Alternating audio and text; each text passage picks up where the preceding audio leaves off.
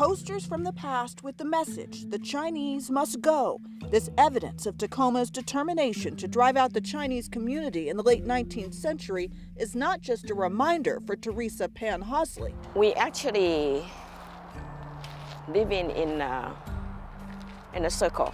She says it still feels relevant. History repeats itself. She wants to break that cycle. I love Tacoma, and I want Tacoma to be a place that can welcome anyone. This is the beginning of the park and the design. That's why she volunteers her time to ensure Chinese immigrants are celebrated here, because that hasn't always happened. Tacoma doesn't have a Chinatown. Do you think that's a direct result? Yes, yeah. It is a direct result of what happened to Tacoma. A lot of people are not aware of it. Not aware of what unfolded in Tacoma in 1885. So you're saying it's not already in all of the schools in the city? Absolutely not. Lotus Perry, an instructor at University of Puget Sound, wants that to change. First of all, we have to understand a little bit about the background, right? A lot of these Chinese came to this country, United States, for work.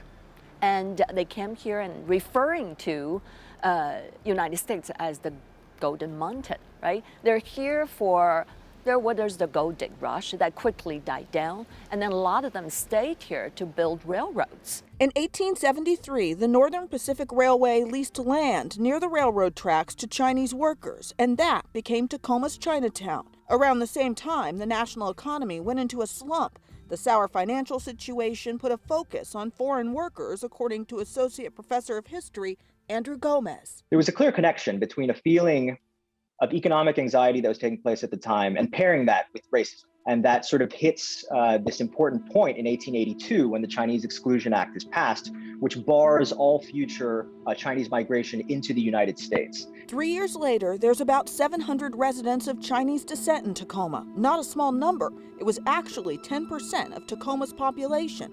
Washington wasn't a state, it was a territory at the time, and many people living in Tacoma were immigrants. But Chinese immigrants were singled out. They're thinking about, well, why do we have to tolerate them for working so hard and taking on lower wages, right? They become the scapegoat. At the height of the racial tension, the mayor, Jacob Weisbach, a German immigrant, and other prominent citizens led an anti-Chinese organizing effort. At the Alpha Opera House was this mass meeting, basically outlining what became the terms of Chinese exclusion in Tacoma. During this time, the anti-Chinese sentiment was in article after article in this newspaper, the Tacoma Daily Ledger, and it was even in advertisements too. These messages were delivered with a deadline, November 3rd, 1885. All Chinese must go. And so November 3rd, that morning, there's a mob that eventually is composed of hundreds of local Tacomans that go basically house to house and expel the remaining Chinese American population.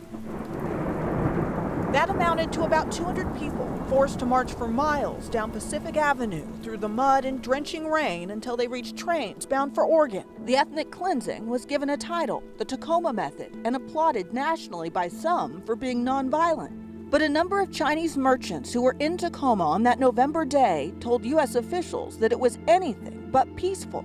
They described an angry mob, some carrying pistols or clubs, who broke forcibly into the houses, smashing doors and breaking in windows, rounding people up, ransacking homes, and stealing valuables. In the days that followed, Tacoma's Chinatown went up in flames. One of the Chinese American merchants mentions watching it burn, and mentions that no one tried to halt the burning. Arrests were made. The mob's ringleaders, known as Tacoma's 27, which included the mayor, were put on trial. Charges are brought against them, but due to a series of legal technicalities, they're let off each time. So nobody actually held accountable. Teresa says the echoes of that day in 1885 are still felt.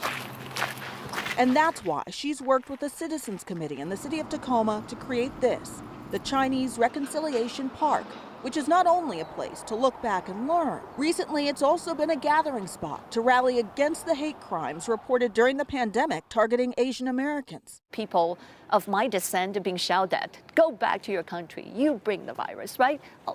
This is like, wait a second, I thought we were looking at this as a history of, Chinese must go.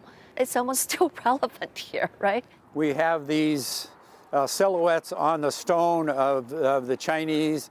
Larry Hosley, Teresa's husband, says work at this park continues. They plan to add a multicultural pavilion next to serve as an education center for the community. Try to help to correct the wrong, to right a wrong. Creating a welcoming space to reflect on the past, ponder the present, and move forward with this goal. Brighter future for our community. In Tacoma, Natalie Swaby, King 5 News.